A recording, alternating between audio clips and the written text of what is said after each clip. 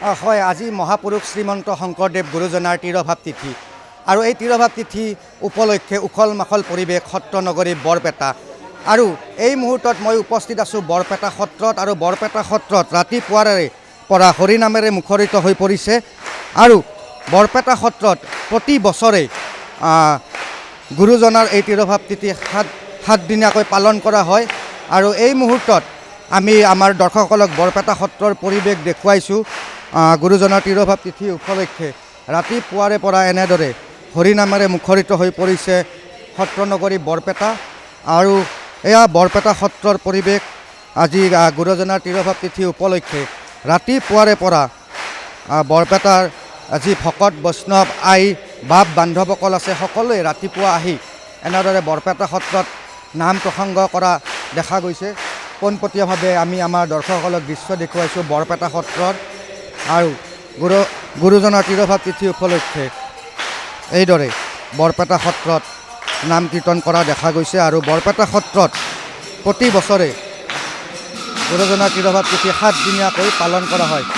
আৰু আমি দৃশ্য দেখুৱাইছোঁ পোনপটীয়াকৈ।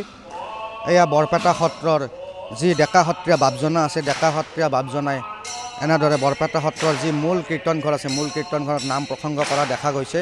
আৰু তেখেতৰ লগতে যি বৰপেটা সত্ৰৰ ভকত বৈষ্ণৱ আছে, ভকত বৈষ্ণৱে সমান্তৰালভাৱে নাম প্ৰসংগ কৰা দেখা গৈছে। আমি পোনপটীয়াভাৱে দৃশ্য দেখুৱাইছোঁ গুৰুজনাৰ তিৰোভাৱ তিথিৰ বৰপেটা সত্ৰৰ পৰা।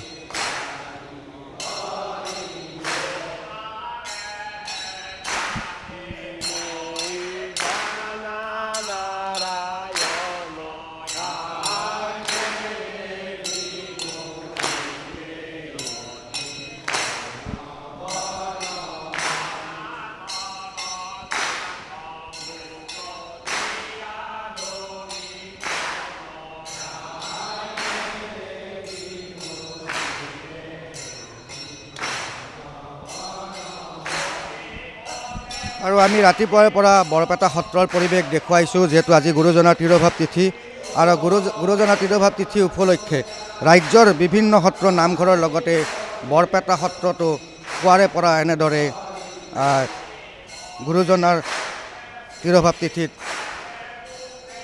নাম প্ৰসংগ কৰা হৈছে বৰপেটা সত্ৰত। আৰু এই মুহূৰ্তত আমাৰ সৈতে বৰপেটা সত্ৰৰ বুঢ়া সত্ৰীয়া বাপজনা আছে। মই তেখেতৰ পৰাও কিছু মন্তব্য ল'বলৈ চেষ্টা কৰিম। বাপ সেৱা, আজি গুৰুজনাৰ তিৰোভাৱ তিথি বৰপেটা সত্ৰত প্ৰতি বছৰে সাতদিনীয়াকৈ পালন কৰা হয়, কি ক'ব? হয়, আমাৰ কীৰ্তন স্থাপনা কৰা হৈছিল মঙলবাৰে, যোৱা মঙলবাৰে। আৰু আজি সপ্তম দিন, আৰু সপ্তম দিন আজি সামৰণি পৰিব।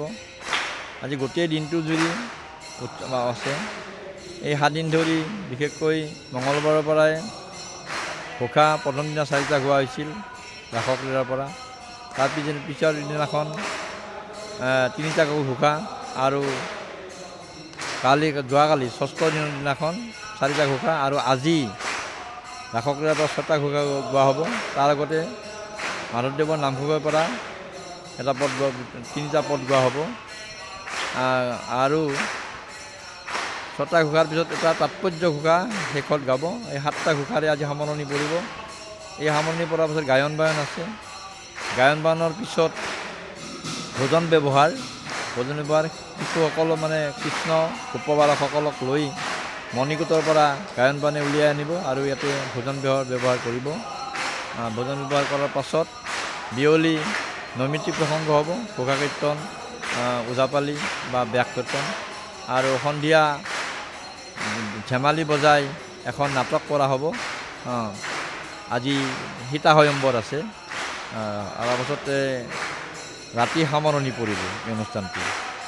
আৰু ইয়াৰ মাজতে আবেলি আজি বিশেষভাৱে আজি পুৰণি প্ৰথা কৰভাৰ প্ৰদান কৰা।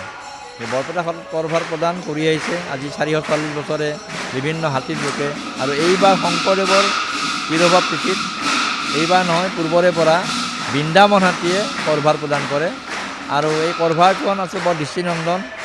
সৰু শিশুৰ পৰা বৃদ্ধলৈকে সকলোৱে ভাৰ বান্ধি কোমোৰা, চাউল, তেল, মিঠাতেল, কাচকল ইত্যাদি এই ভাৰ বান্ধি আনি সত্ৰত মানে কৰভাৰ দিয়ে।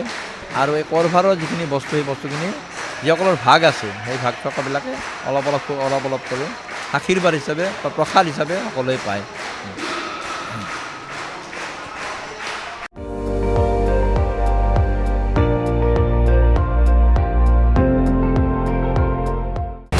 আপুনি চাই আছে ND24 সৰ্বশ্ৰেষ্ঠ নহয় সৰ্বোত্তমৰ দৌৰত।